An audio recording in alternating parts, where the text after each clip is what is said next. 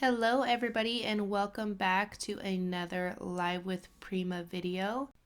This is Tiffany Solorio. I'm going to be sharing with you how to create a really nice textured background without too much bulk and with items that you might not really think about to use for crafting.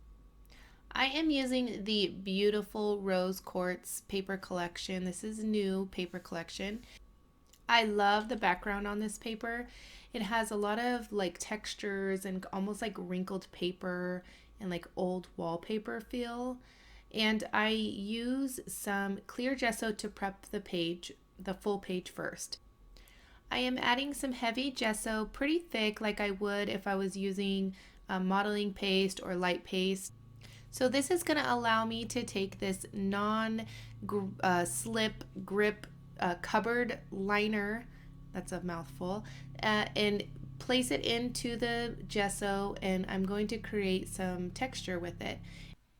This is just another way to use your gesso, especially if you're new to mixed media. This way you can kind of play around with the idea of adding a little bit more texture to your projects. It's definitely a unique way to add more texture and interest to your projects. I am taking some bubble wrap and some Stays On ink. This ink will not run when I add my sprays and all my other mediums. I do not want really dark black in my background, and I don't have a gray waterproof ink, so I am stamping off onto a paper towel, and this gives me almost a gray tone instead of that really black color. And then I decided just to kind of bunch it up and do a little bit more stamping. This gives a little bit different kind of texture. And then I am taking a paper towel roll, cut in half. I don't know, you could use a toilet paper roll if you want. And then just adding some circles with gesso. So another way to use your gesso. And this adds a little bit more texture, and then you'll see once I start adding the colors and everything, it all is going to tie in together and create a nice background for your layout. I'm taking this paint sponge dauber and dipping it into my gesso and then just creating more circles. Because it's a sponge, it's going to create a lot more texture, and I kind of stamped down with the sponge as well. The plastic handle will create more textured circles as well to your project. Now I am taking the same bubble wrap and just adding some chalk ink, and because the chalk ink you can add water to it, it's going to create a nice background. So I'm just kind of pressing on the chalk ink onto the plastic, and you can use any type of plastic that you want. I just happen to have that on my desk, so that's why I'm using that. And then just add a little bit of water and then just kind of swoosh it around a little bit, and then just randomly place it onto your layout. You can do this with the Color Philosophy inks or even your Color Bloom sprays, just to create a different kind of texture and look to your projects rather than just adding it straight to your background. So I am going to add a little bit of blue. I wanted to have a little bit of, muted spring colors. I like the blue and the pink together, and so I'm just kind of adding a little bit here and there. And you can even spray a little bit of water onto your project or your layout, and then it'll get that ink flowing a little bit more as well. I liked it how it was, so that's why I didn't do that, but you can do that, and it'll kind of blend the colors more too. I am using the ink and layer stamp set, and I will have a supply list in the description box down below, so be sure to check it out. And I stamp on some vellum with some Versamark, and then use some super fine embossing powder, and then I heat emboss it to melt the. I love doing this just to add a little bit of extra texture and interest to your projects. I have the Art Alchemy acrylic paint, and I am painting the art pebbles.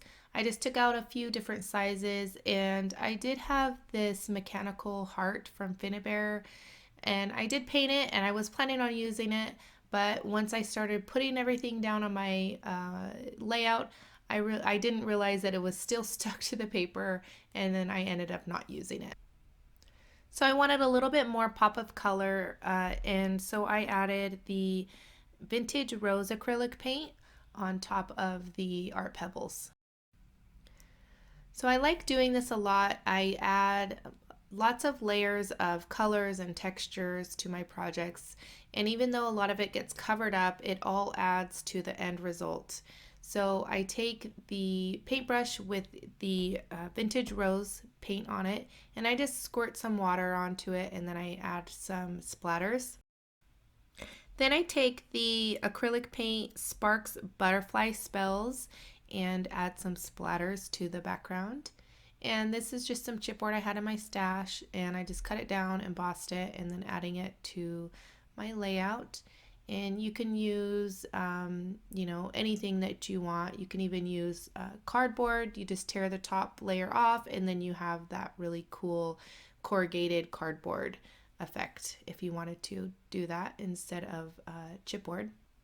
I took some scrap paper and just tore it how I wanted it, and then I added a 3x4 note card from the Rose Quartz collection and just layered those on top of each other and added some foam adhesive to the back of that.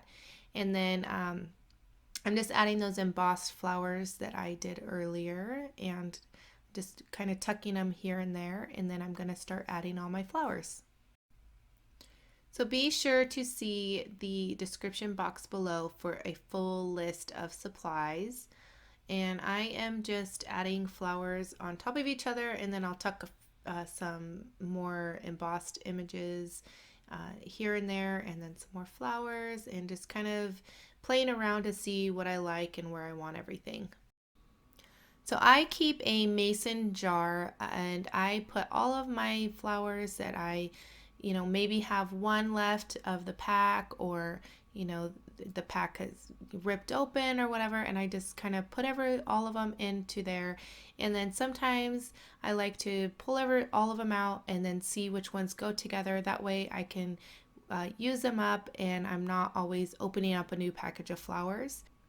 So that's what I did on this layout, and that's why you see some really old flowers mixed in with some collection flowers and some non-collection pack flowers. So it's really nice way to add a lot of different flowers to your projects. I wanted to add a touch of blue, so I tracked down some little blue flowers that I had in my stash and tucking them behind the pink flowers. I didn't want too much blue, but I wanted a little bit of blue to highlight the blue that I added in the background of my layout. Because I wanted this a little muted and softer, I am adding some gesso to my flowers just to kind of tone them down a little bit.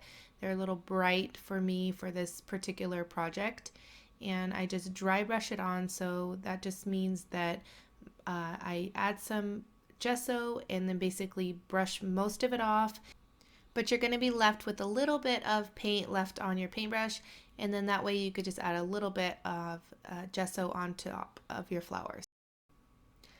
I am adding some butterflies from the ephemera pack. There is so many pieces in the ephemera pack. I love them all, but of course I had to add some butterflies. Then I added just a cute little heart right there. To finish the layout, I watered down some gesso, and this is just one more way to use your gesso, and I am adding some splatters.